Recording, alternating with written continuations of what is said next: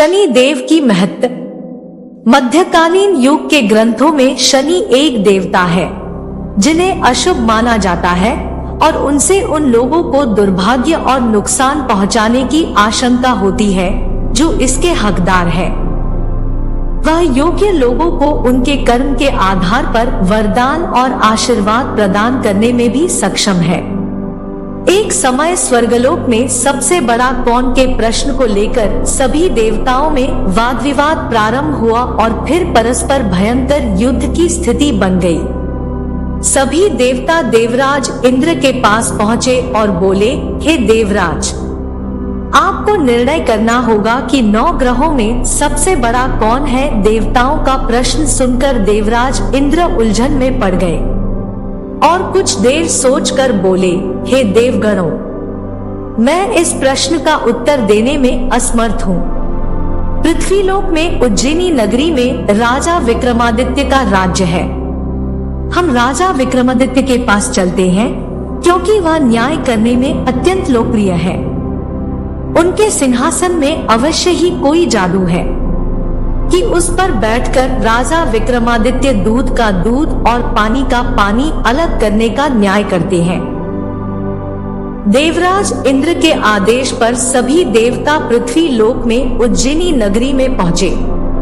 देवताओं के आगमन का समाचार सुनकर स्वयं राजा विक्रमादित्य ने उनका स्वागत किया। महल में पहुंचकर जब देवताओं ने उनसे अपना प्रश्न पूछा तो राजा विक्रमादित्य भी कुछ देर के लिए परेशान हो उठे, क्योंकि सभी देवता अपनी अपनी शक्तियों के कारण महान शक्तिशाली थे। किसी को भी छोटा या बड़ा कह देने से उनके क्रोध के प्रकोप से भयंकर हानि पहुंच सकती थी। तभी राजा विक्रमादित्य को एक उपाय सूझा और उन्होंने विभिन्न धातुओं स्वर्ण, रजत, कांसा, तांबा, सीसा, रांगा, जस्ता, अभ्रक व लोहे के 9 आसन बनवाए। धातुओं के गुणों के अनुसार सभी आसनों को एक दूसरे के पीछे रखवा कर उन्होंने देवताओं को अपने अपने सिंहासन पर बैठने को कहा। सब देवताओं के बैठने के बाद राजा विक्रमादित्य ने कहा, आपका निर्णय तो स्वयं हो गया। जो सबसे पहले सिंहासन पर विराजमान है वही सबसे बड़ा है। राजा विक्रमादित्य के निर्णय को सुनकर शनि देवता ने सबसे पीछे आसन पर बैठने के कारण अपने को छोटा जानकर क्रोधित होकर कहा, राजन, तुमने मुझे सबसे पीछे बैठाकर मेरा अपमान किया है। तुम मेरी शक्तियों से परिचित नहीं हो। मैं तुम्हारा सर्वनाश कर दूंगा। सूर्य एक राशि पर 1 महीने, चंद्रमा 2.25 दिन, मंगल 1.5 महीने, बुध और शुक्र 1 महीने, बृहस्पति 13 महीने रहते हैं, लेकिन मैं किसी राशि पर 7.5 वर्ष रहता हूँ। बड़े बड़े देवताओं को मैंने अपने प्रकोप से पीड़ित किया है। राम को 7.5 के कारण ही वन में जाकर रहना पड़ा और रावण को 7.5 के कारण ही युद्ध में मृत्यु का शिकार बनना पड़ा। उसके वंश का सर्वनाश हो गया। राजा, अब तू भी मेरे प्रकोप से नहीं बच सकेगा। राजा विक्रमादित्य शनि देवता के प्रकोप से थोड़ा भयभीत तो हुए, लेकिन उन्होंने मन में विचार किया, मेरे भाग्य में जो लिखा होगा ज्यादा से ज्यादा वही तो होगा। फिर शनि के प्रकोप से भयभीत होने की आवश्यकता क्या है। उसके बाद अन्य ग्रहों के देवता तो प्रसन्नता के साथ वहां से चले गए, लेकिन शनिदेव बड़े क्रोध के साथ वहां से विदा हुए। राजा विक्रमादित्य पहले की तरह ही न्याय करते रहे। उनके राज्य में सभी स्त्री पुरुष बहुत आनंद से जीवन यापन कर रहे थे। कुछ दिन ऐसे ही बीत गए। उधर शनि देवता अपने अपमान को भूले नहीं थे। विक्रमादित्य से बदला लेने के लिए एक दिन शनिदेव ने घोड़े के व्यापारी का रूप धारण किया और बहुत से घोड़ों के साथ उज्जैनी नगरी में पहुंचे। राजा विक्रमादित्य ने राज्य में किसी घोड़े के व्यापारी के आने का समाचार सुना तो अपने अश्वपाल को कुछ घोड़े खरीदने के लिए भेजा। अश्वपाल ने वहां जाकर घोड़ों को देखा तो बहुत खुश हुआ। लेकिन घोड़ों का मूल्य सुनकर उसे बहुत हैरानी हुई। घोड़े बहुत कीमती थे।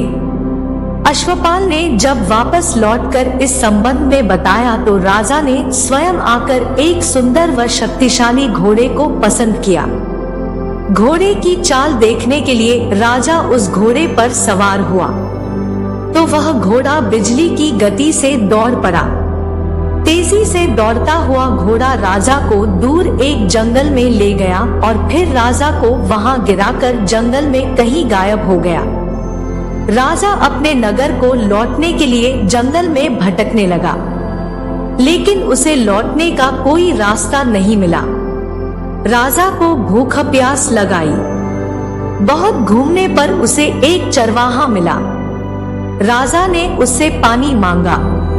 पानी पीकर राजा ने उस चरवाहे को अपनी अंगूठी दे दी। फिर उससे रास्ता पूछकर वह जंगल से बाहर निकलकर पास के नगर में पहुंचा।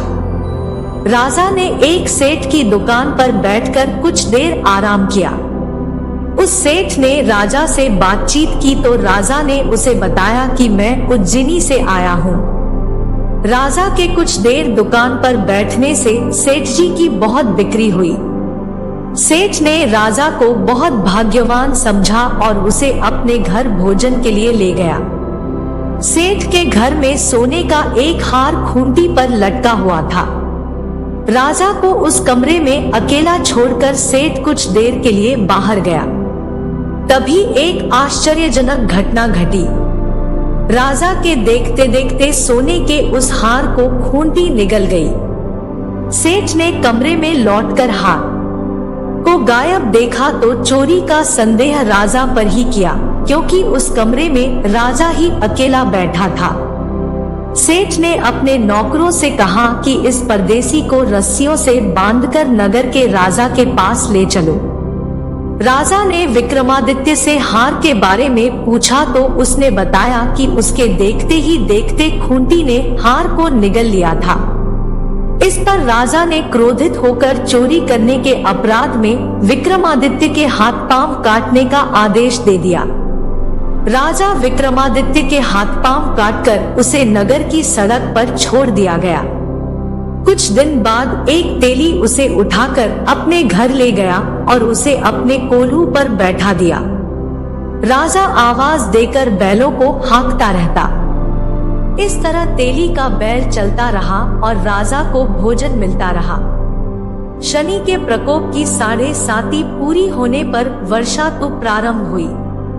राजा विक्रमादित्य एक रात में मल्हार गा रहा था कि तभी नगर के राजा की लड़की राजकुमारी मोहिनी रथ पर सवार उस तेली के घर के पास से गुजरी।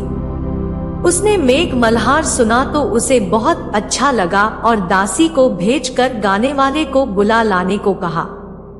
दासी ने लौटकर राजकुमारी को अपंग राजा के बारे में सब कुछ बता दिया। राजकुमारी उसके मेघ मल्हार पर बहुत मोहित हुई थी। अतः उसने सब कुछ जानकर भी अपंग राजा से विवाह करने का निश्चय कर लिया। राजकुमारी ने अपने माता पिता से जब यह बात कही तो वे हैरान रह गए। राजा को लगा कि उसकी बेटी पागल हो गई है।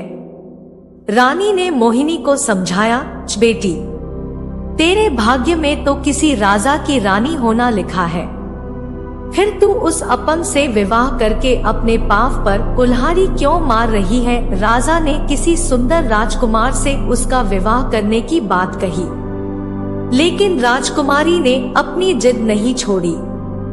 अपनी जिद पूरी कराने के लिए उसने भोजन करना छोड़ दिया और प्राण त्याग देने का निश्चय कर लिया। आखिर राजा रानी को विवश होकर अपंग विक्रमादित्य से राजकुमारी का विवाह करना पड़ा। विवाह के बाद राजा विक्रमादित्य और राजकुमारी तेली के घर में रहने लगे। उसी रात स्वप्न में शनिदेव ने राजा से कहा, राजा, तुमने मेरा प्रकोप देख लिया। मैंने तुम्हें अपने अपमान का दंड दिया है। राजा ने शनिदेव से क्षमा करने को कहा और प्रार्थना की, हे शनिदेव, आपने जितना दुख मुझे दिया है अन्य किसी को न देना। शनिदेव ने कुछ सोचते हुए कहा, राजा, मैं तेरी प्रार्थना स्वीकार करता हूँ। जो कोई स्त्री पुरुष मेरी पूजा करेगा, शनिवार को व्रत करके मेरी कथा सुनेगा, उस पर मेरी अनुकंपा बनी रहेगी, उसे कोई दुख नहीं होगा। शनिवार को व्रत करने और चींटियों को आटा डालने से मनुष्य की सभी मनोकामनाएं पूरी होंगी।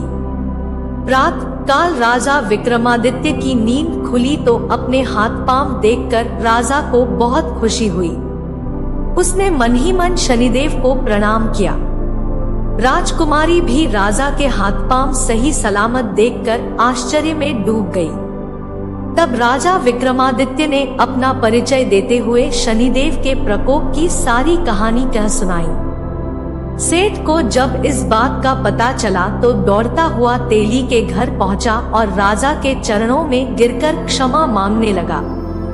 राजा ने उसे क्षमा कर दिया, क्योंकि यह सब तो शनिदेव के प्रकोप के कारण हुआ था। सेठ राजा को अपने घर ले गया और उसे भोजन कराया। भोजन करते समय वहां एक आश्चर्यजनक घटना घटी। सबके देखते देखते उस खूंटी ने वह हार उगल दिया। सेठ जी ने अपनी बेटी का विवाह भी राजा के साथ कर दिया और बहुत से स्वर्णाभूषण, धन आदि देकर राजा को विदा किया। राजा विक्रमादित्य राजकुमारी मोहिनी और सेठ की बेटी के साथ उज्जैनी पहुँचे तो नगरवासियों ने हर्ष से उनका स्वागत किया। उस रात उज्जैनी नगरी में दीप जलाकर लोगों ने दिवाली मनाई। अगले दिन राजा विक्रमादित्य ने पूरे राज्य में घोषणा करवाई, शनि देव सब देवों में सर्वश्रेष्ठ है। प्रत्येक स्त्री पुरुष शनिवार को उनका व्रत करे और व्रत कथा अवश्य सुने। राजा विक्रमादित्य की घोषणा से शनिदेव बहुत प्रसन्न हुए। शनिवार का व्रत करने और कथा सुनने के कारण सभी लोगों की मनोकामनाएं शनिदेव की अनुकंपा से पूरी होने लगी। सभी लोग आनंद पूर्वक रहने लगे। आशा करती हूँ कि आपको यह वीडियो पसंद आई होगी। यहाँ तक बने रहने के लिए शुक्रिया।